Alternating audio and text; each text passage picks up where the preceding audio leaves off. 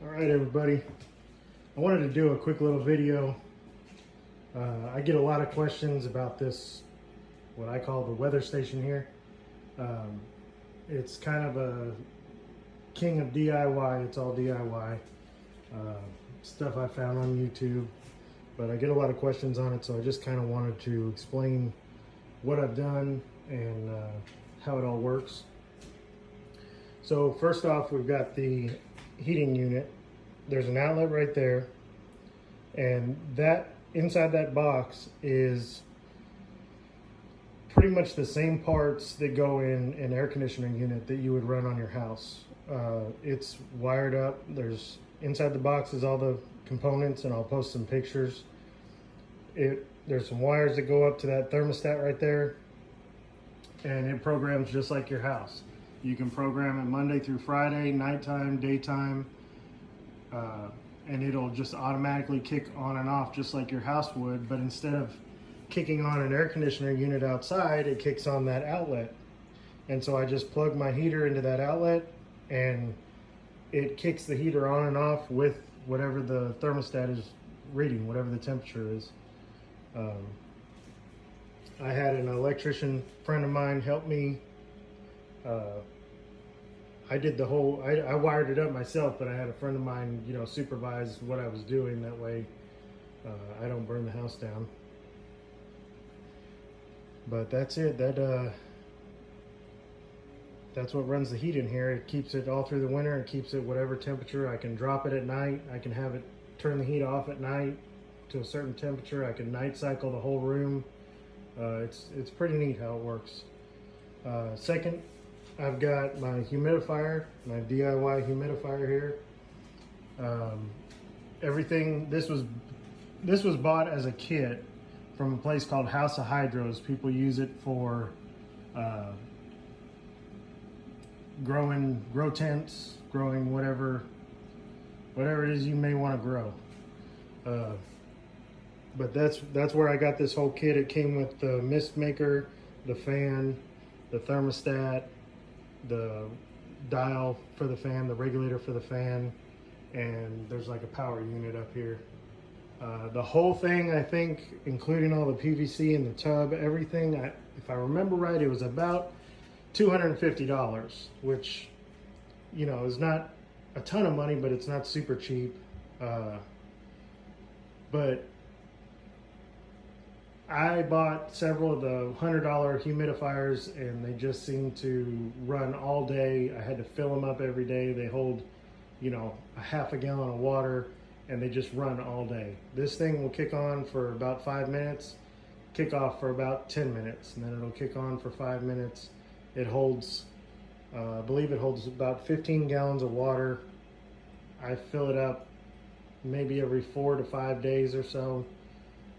It's got a sensor inside that will turn it off. It's on a float. I'll show you here in just a minute. It's on a float. You can program this when to kick on, when to kick off. It'll go all the way up to 100%, all the way down as low as you want. That's the humidistat there, and it's showing it's 58% right now in the room. There's a probe that goes up here and just hangs out up there. That's a dial for the fan speed dial. You can turn the fan down. You can turn it all the way down until it goes off, and then you can turn it all the way up, and it'll chug. It'll blow a lot of mist. So I'll open it up here so you can see what it's doing. You can see that ultrasonic mist maker making mist. And then that fan uses positive pressure to push. This container will fill up full of mist. The fan uses positive pressure to push the mist out, up, and out there, out the PVC pipe. It's pretty neat. I'll turn it off so you can see what it actually looks like.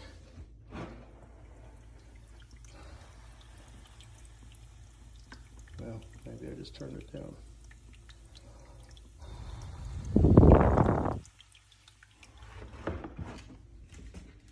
Oh, I didn't turn the mist off, that's why. Well, you can see what it looks like. Turn it back on. There we go. It just turned off. There you go, now you can see it. It just floats in the water. The heads are interchangeable or replaceable. And it just floats in the water. Makes mist. All right, sorry people, the UPS guy showed up with my corrugated cardboard paper so I can get rid of all this messy bedding. So I guess that was about it. That was all I had to say about it. It works great. It's a dry mist, nothing gets wet. I set the humidistat at 60% because anything over 60% in your room as an ambient, you run the risk of starting to get mold and stuff like that in the walls. And but 60 seems to be pretty safe. I would say the only downside to this system is that you cannot use RO water. You can't use pure water. You have to use, it has to have a certain level of particulates in it for the sensor to read that there's water in there. So if you put pure RO water in this bucket, the sensor can't read that there is, it won't conduct the electricity. So the sensor won't read that there's water in the bucket. So it thinks it's off and it won't run. So you have to use, you can use filtered water, but you have to use, you know, a certain level of regular water with contaminants in it. The downside to that is that it does create like this dust, and it happens over a long period of time. I mean, it's definitely not something that I would, you know, if I could do it all over again, I would. It works amazing. I don't have any shedding issues. I don't have any issues at all. I don't have to moisten the substrate in the tubs. I don't spray the tubs down at all. I don't have to worry about mold in there. The ambient room temperature or humidity stays at 60, and that's plenty for everybody to thrive. So, but you do have this dust issue. I guess, you know, as the water evaporates in the air, it leaves behind, you know, calcium deposits, calcium dust. So that's kind of a downside to it. But other than that, I mean, the whole system works amazing. I can set this room to be any temperature, any humidity I want, and it will just run. So it's pretty cool. If you guys have any more questions, feel free to message me or contact me, and I'll be happy to share where I got everything, how I did everything. It's a pretty cool system. So I really appreciate it. Hope you guys enjoyed it. I'm not really big on videos, but I figured I would do this one since I get a lot of questions. So, all right, we'll see you guys later.